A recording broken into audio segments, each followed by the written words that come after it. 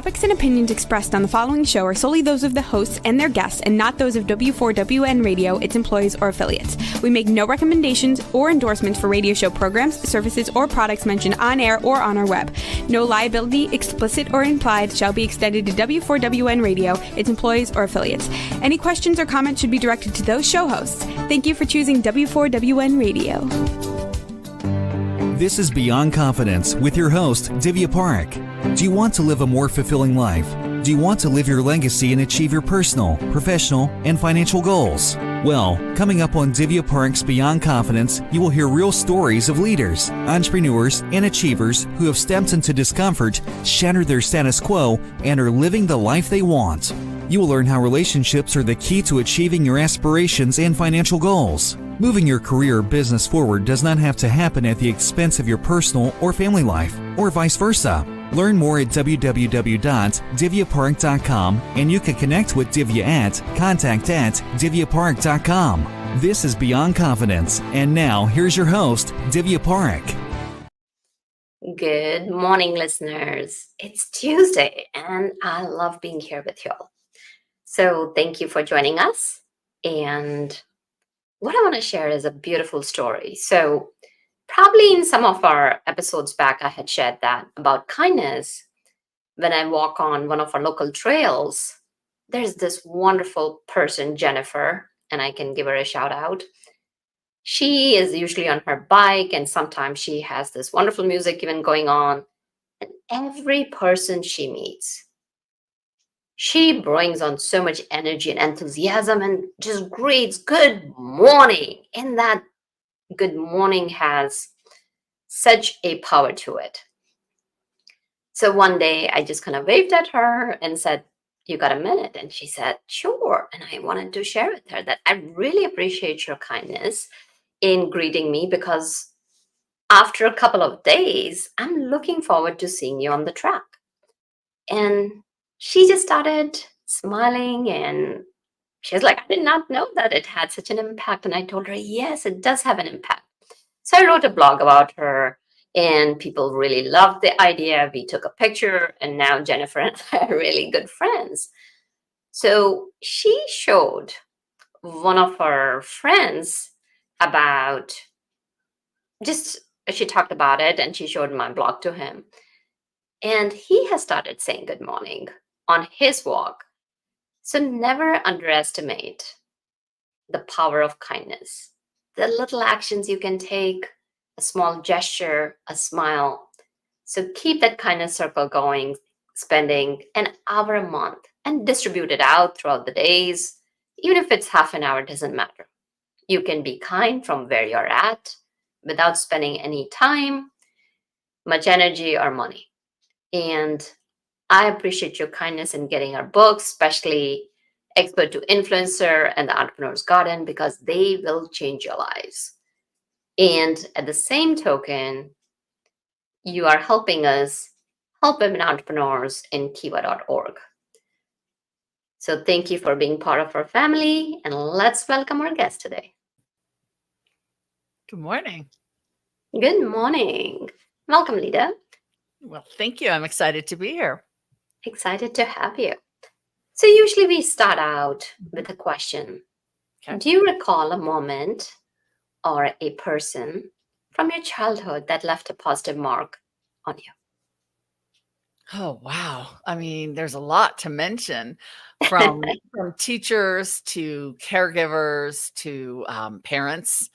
I think I would go to teachers, and I don't think there's actually one, but just a lot of teachers who just believed in me and gave me that little boost of confidence that probably I didn't know what to do with at the time, but later drew upon.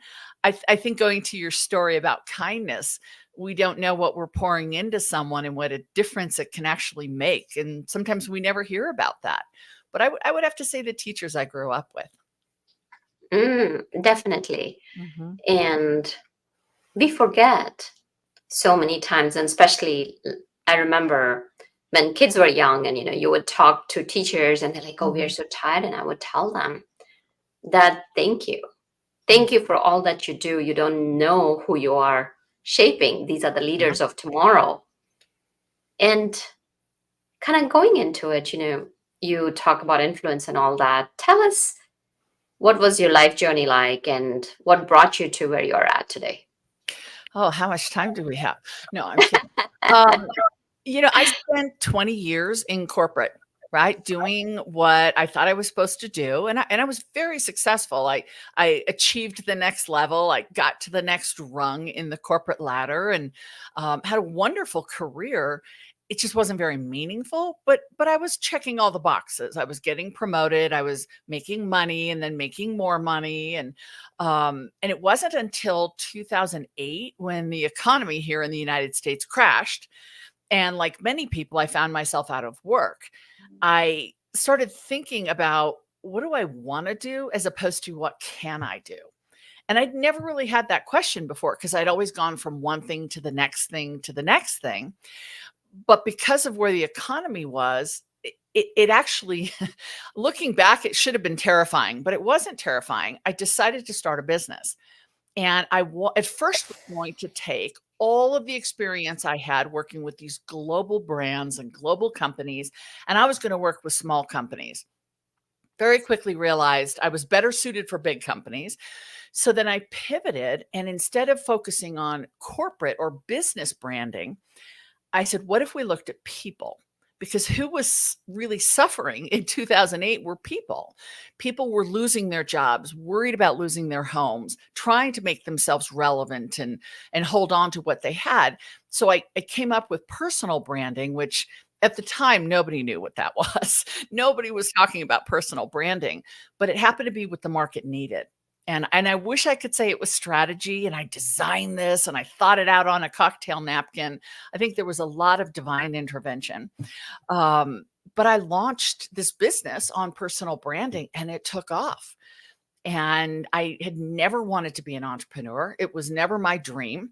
But once I was there, I couldn't imagine anything else. Absolutely. Mm. This day, 16 years later, I can't imagine doing anything else.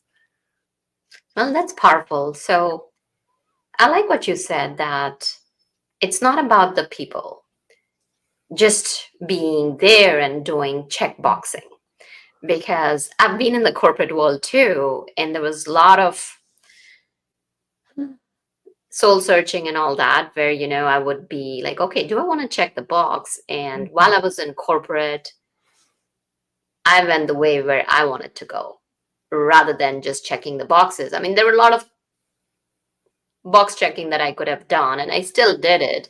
And yet there was a portion of me and just that was feeling conflicted and not in alignment. So I had been starting to pave my way through it.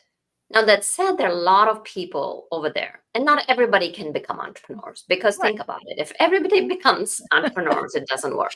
Right. So when you talk about people, Mhm. they are the backbone of industry. Absolutely. So tell us that when people are in the thick and thin of their jobs, how can they bring that balance between checking the box and still doing what they want to do?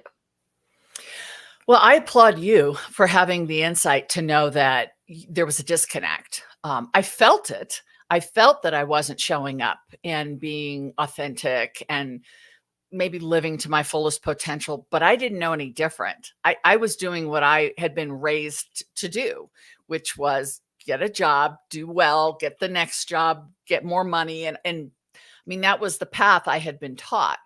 So I think when it first starts for people is when, either their gut, their heart, or their head starts to hurt and they realize maybe my values are out of alignment with the customers we serve or the product that we're selling. Maybe my heart just isn't in this work anymore. And there's that disconnect, as you talk about, starts to form. And listening to that is powerful. I think today we do encourage people to listen to that. When I was growing up in the corporate arena in the 90s, that really wasn't the mantra, if you will. So listening to that and saying, just because I can doesn't mean I should. I could do the work I was doing and I was good at it and I got rewarded for it. But it doesn't mean that's what I should do. It doesn't mean that's what I was capable of. And I think to people listening, saying, what if there is something more? I remind them that in the words of Cher, this isn't a dress rehearsal, right? We're on this merry-go-round until the music stops, and then we're not. And taking advantage of your purpose and knowing why you're here and then leaning into that, as scary as that can be, is a powerful thing. And you end up finding a lot of people support you. I was shocked when I started my business and I sent out an email to a whole bunch of my contacts. And I said, okay, I'm going to do this. I'm putting my name on the door. And I'm going to start a business. I had so many people reach back out and say, well, it's about time. We've been telling you to do this for years. I'd never heard them. So I think you actually find a lot of support when you lean into what your heart is telling you to do and what you feel you're supposed to do. Absolutely. And there is a lot of power. And at the same time, what happens is that it can take that time to transition out really well. Absolutely. So one of the things, what I've seen with my clients is that people may have responsibilities where they just can't, okay, this is what my heart wants, and this is what my alignment is. So tell us, let's say if somebody's in that situation. Well, you absolutely have to make sure the phone bill gets paid and the kids have access to medical. And I mean, there's responsibilities we have as an adult. And for some people, it doesn't mean taking that leap of faith in a bold way. It might mean sort of staggering or stacking the opportunities. The first thing I would think about is if you have an idea to start a business, do you have all the tools? Are you ready to do that? Maybe you need more education.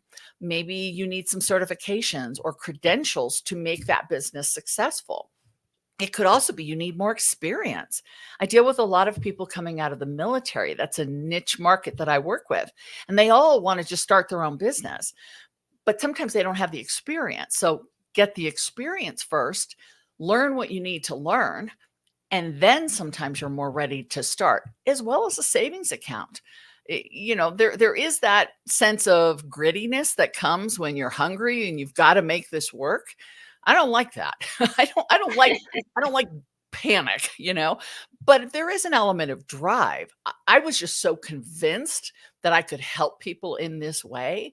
That's what drove me. And fortunately, I wasn't in a position where I had to worry about putting food on the table. But we have to be responsible to those who are dependent on us. And sometimes that means just pushing it out 3 or 5 years, knowing that that's the end game, and then getting everything ready for that. Absolutely. And that is one of the reasons I wanted to bring this up, because all that we hear is that, what is your why? If your why is bigger than your what, you got to go after it. I completely agree with that you have to go after it. But then again, it's also important to bring in that element of responsibility, because I've seen so many of my clients who just kind of said, yep, I'm jumping in, I'm taking that leap of faith. And then they found that within 2 years, they were going back to work. And that was even more disappointing and disheartening versus putting in a dash of decision making criteria and putting in a dash of reality with that why. What it does is it crafts it. Maybe it's one of the books, I'm a fan of books. It's slow productivity. There's a book called Slow Productivity. So it doesn't mean that it needs to happen now. And as you mentioned, it could be stacking or staggering, where you are planning your things out and then putting it. So now let's say that is the route for business owners. But what if people want to stay in the corporate world? How can they align their values along with what they want and where they're working? Well, and I have a lot of respect for people in the corporate world. They're my clients. So of course I love them. I work with entrepreneurs too, but primarily corporations. Your values start with you. And corporations put forward values. I was in marketing for many years, and I know how we wrote those values. But an individual's values sometimes look a little different. They can sometimes be more personal or more heartfelt than a corporate value, which is going to be promoted to shareholders and media and all of that. Aligning those usually isn't that hard, right? I believe in community. My company serves a community I'm passionate about. We've got alignment. Where it gets challenging is I believe in caring for people, and my company just wants to take and doesn't really care about the clients. That's a disconnect. And that's usually not endured for a long period of time. We're not that good at faking it. We can usually start to reveal that we're out of alignment. But when there's alignment, it doesn't have to be word for word, but there's an alignment in philosophy, alignment in values. Then it's really about looking at what the company is set forth as a mission and what you're setting forth as a mission. You talk about the why. I think the why is absolutely the foundation. I agree with you. But then comes the who, right? Who do you want to serve? I'm a big fan of influence. It's what I'm talking a lot about these days, because influence doesn't come from rank. And if you want to become CEO because you think that will give you more clout or sway or influence, I'd ask you to check that, because we see people at lower levels in the organization have way more influence than the C-suite. So kind of rethinking who you want to serve and how you want to serve them, as well as why. When that all comes together, it makes this beautiful soup. and that's what we feed off of. That's what motivates us and inspires us and keeps us going through the challenges and allows us to really celebrate during those successes.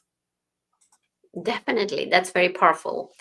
And I really would like to highlight the point that you made, is that you don't have to be a CEO or a manager or leader to have clout. Right. You can have a clout right there. And kind of rewinding back a little bit when you said that if you're not in alignment, it doesn't have to be one for one or for everything. And that's what happens, is that people so many times are caught in the absolutes.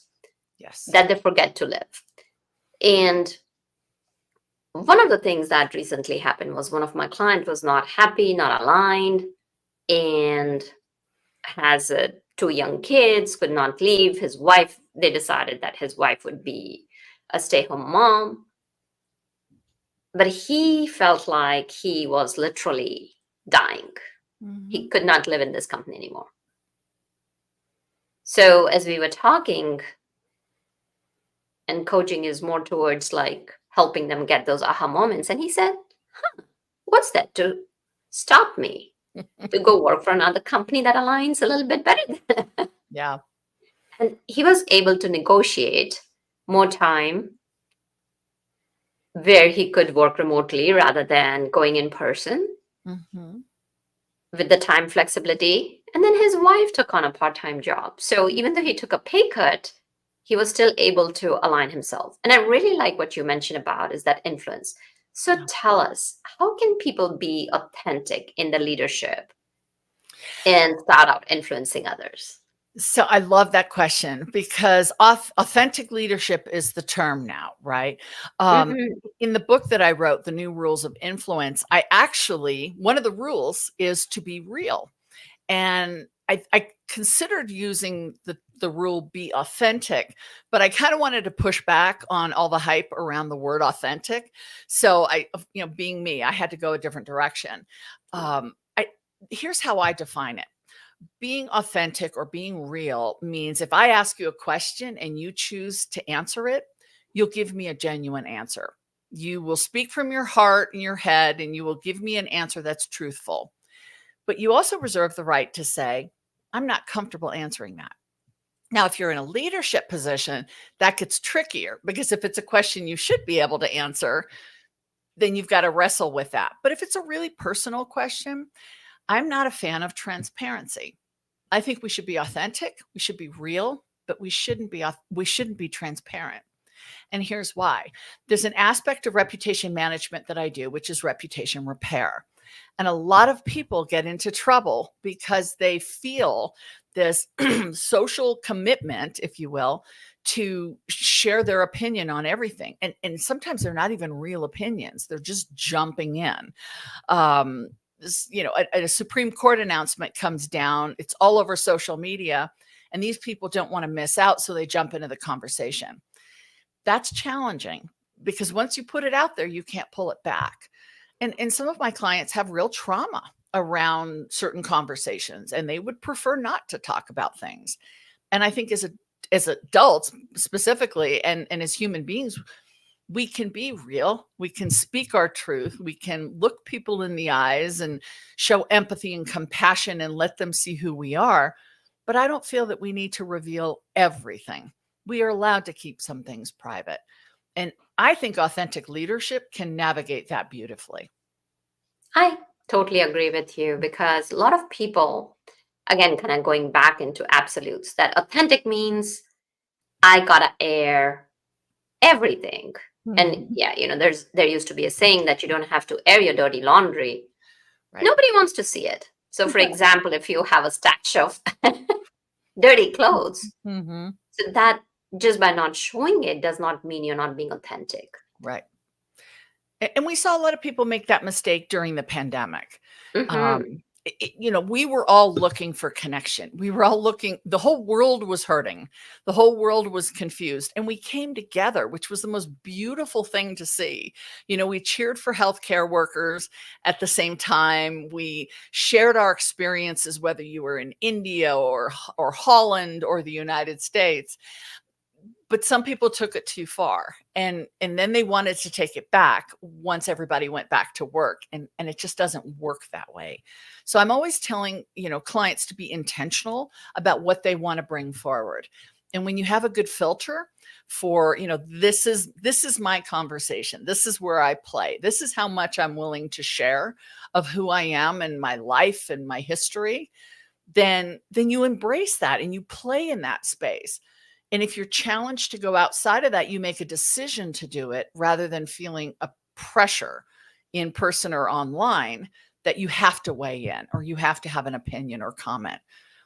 There are topics I don't talk about. I don't talk about politics, for instance. I have very strong political views, but it's not germane to my brand or my business. My clients are all different political persuasions. It's not what I do. So I don't feel I need to be transparent in that way. It doesn't affect who I am. Absolutely. So now we have talked about the settings, and you did say that once you post, you are leaving that footprint. Yeah. Which could linger forever. And it's possible, even though you may be thinking, oh, it's just a post, but if somebody takes a screenshot of it and shares it out, it's there forever. Yep. And that's one of the things for our young millennials and Gen Zs to kind of think about it. Now, let's say you are in a setting where you could be working with your boss or where you are working with cross-functional groups. Now, in that setting, not only talking about authenticity, but building that influence. What are some of the practical aspects that people could take and use it today? Well, and I love that question because what we're talking about when we talk about influence is not an American notion. I work in over 30 countries, and being of influence, having influence transcends culture.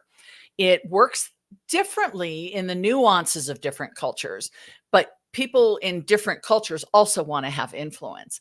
So I think to someone listening, it means showing up. Right? If you're going to have influence, you don't sit in the back of the room every time and expect to be noticed. Maybe you need to sit in the front of the room. Maybe you raise your hand and offer an idea, knowing that you could be judged or worse, even ridiculed.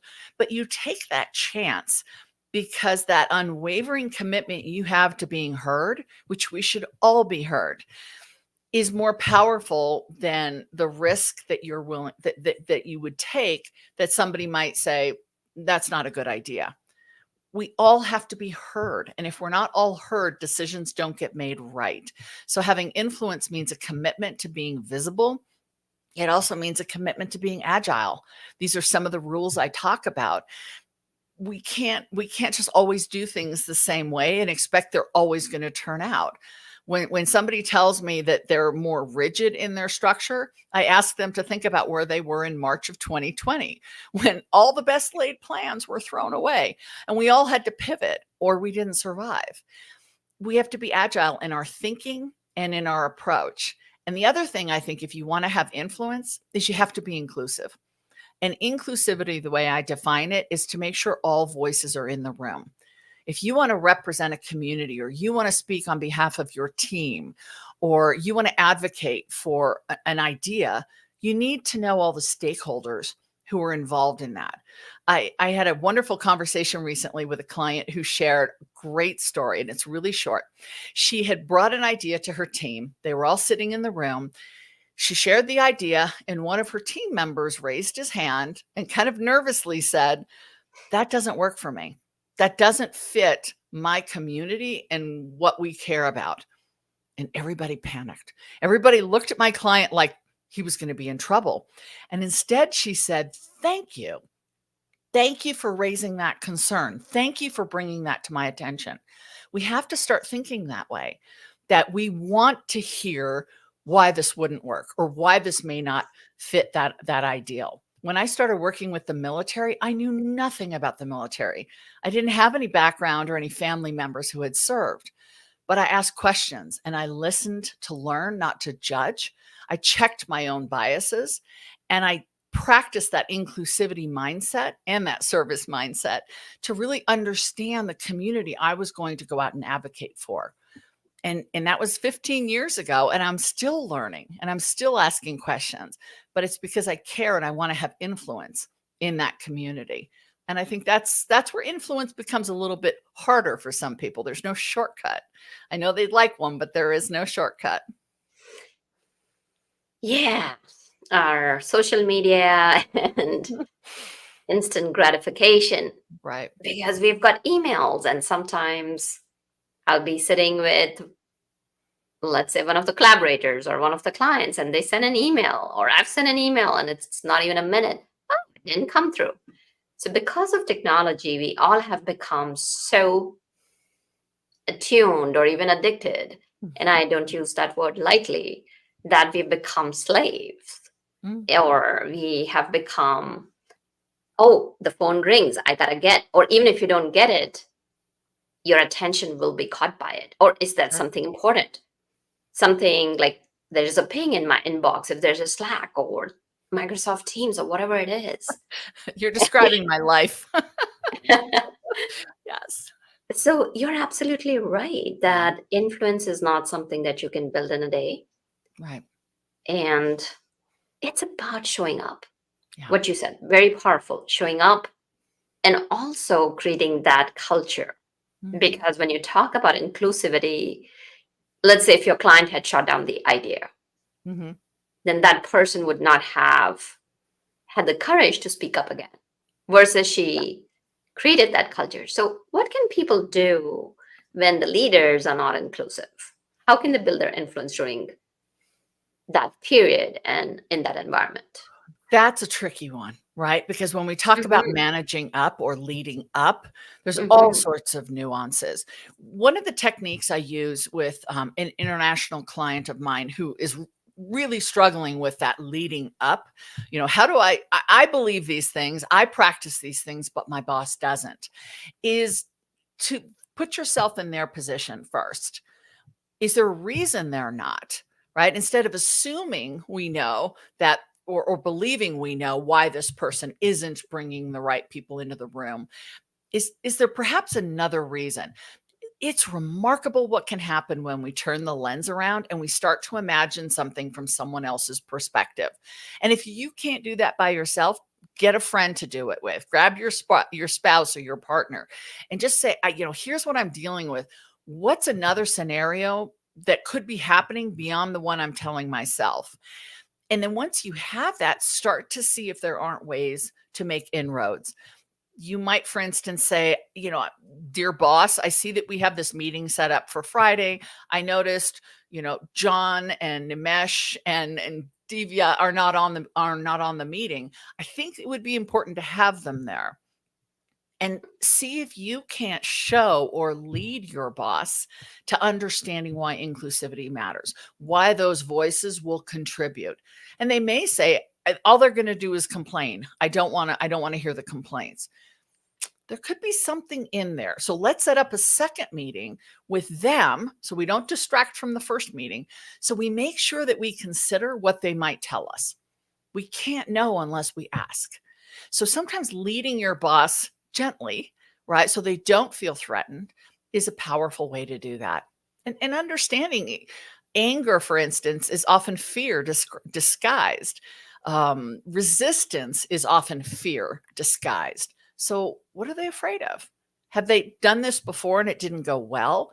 Consider from their point of view what they might be experiencing. It's often better to show than to tell. Absolutely.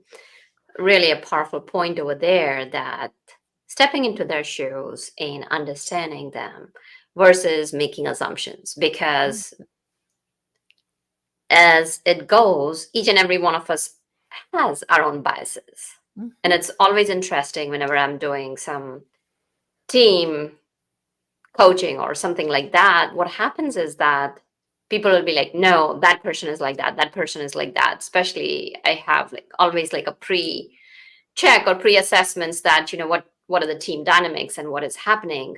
And then it's always somebody else's fault.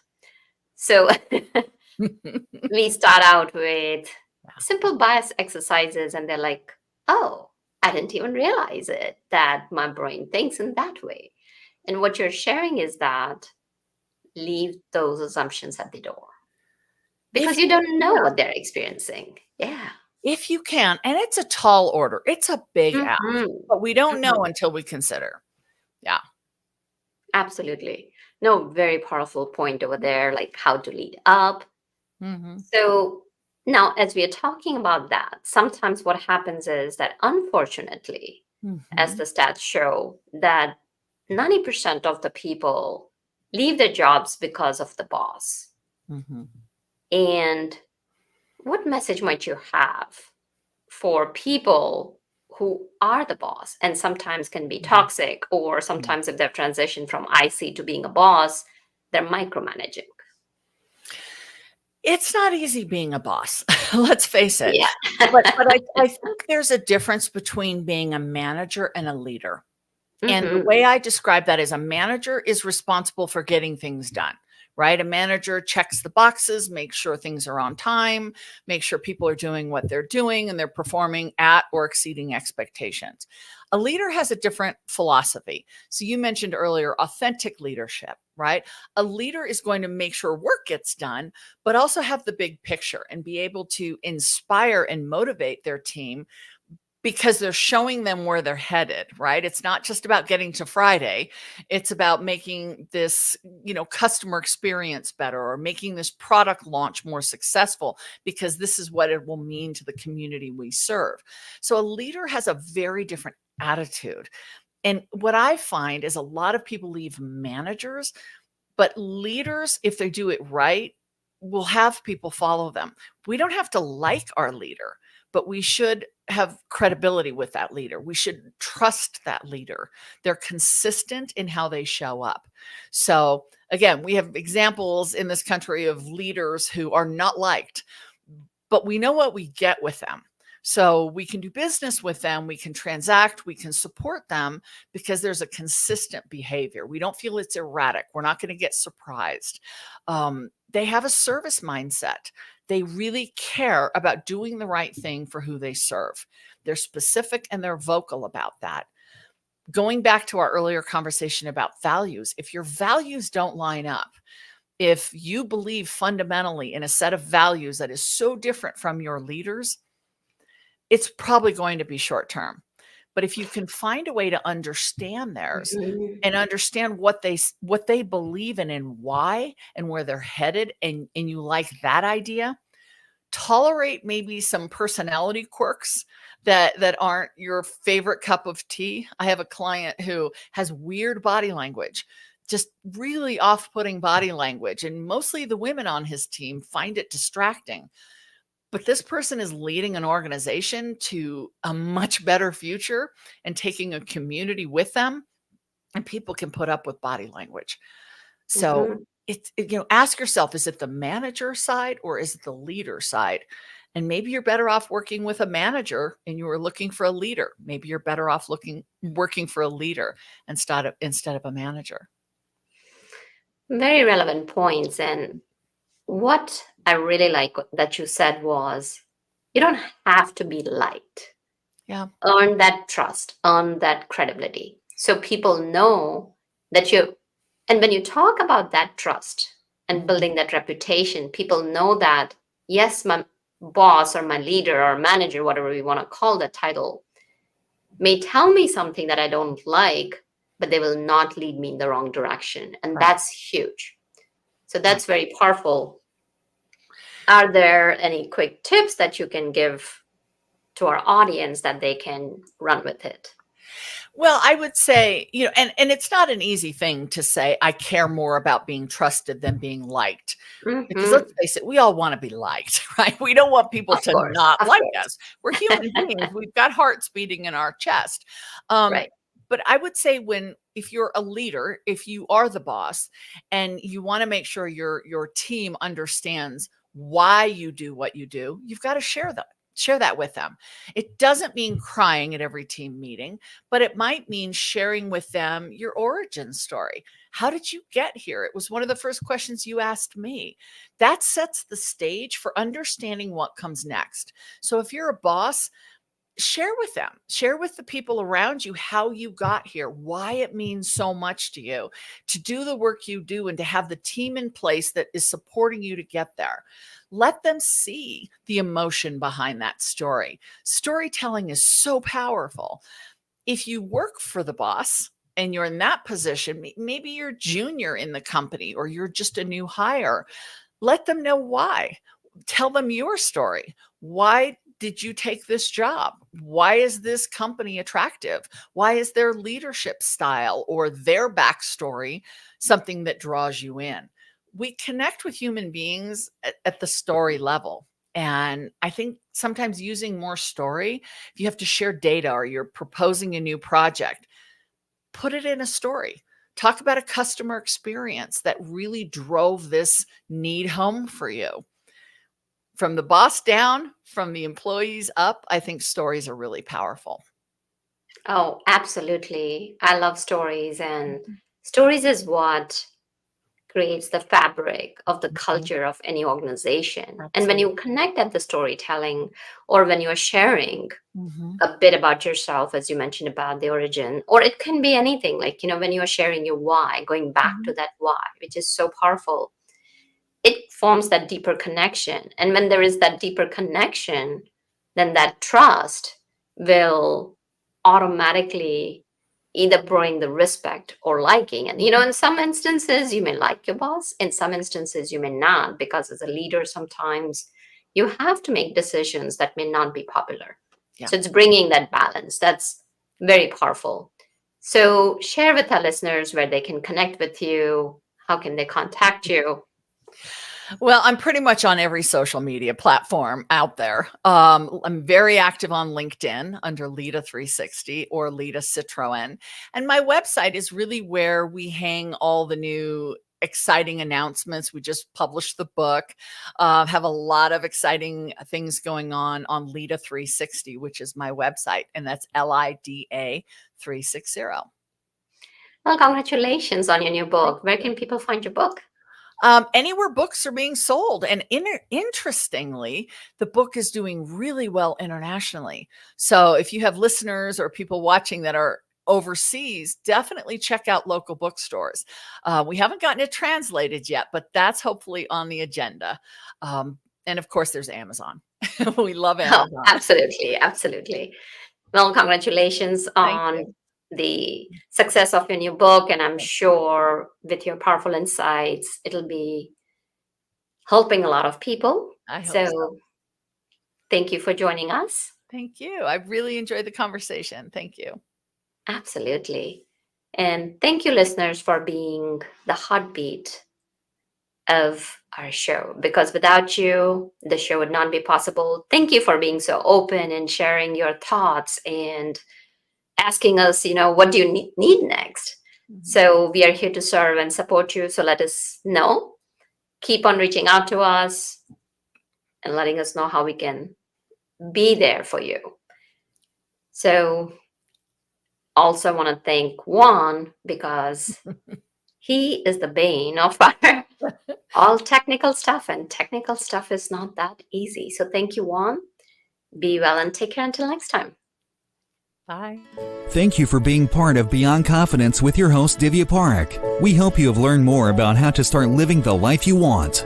Each week on Beyond Confidence, you hear stories of real people who have experienced growth by overcoming their fears and building meaningful relationships. During Beyond Confidence, Divya Parekh shares what happened to her when she stepped out of her comfort zone to work directly with people across the globe. She not only coaches people how to form heart connections, but also transform relationships to mutually beneficial partnerships as they strive to live the life they want. If you are ready to live the life you want and leverage your strengths, learn more at www.divyaparekh.com. And you can connect with Divya at contact@divyaparekh.com. We look forward to you joining us next week.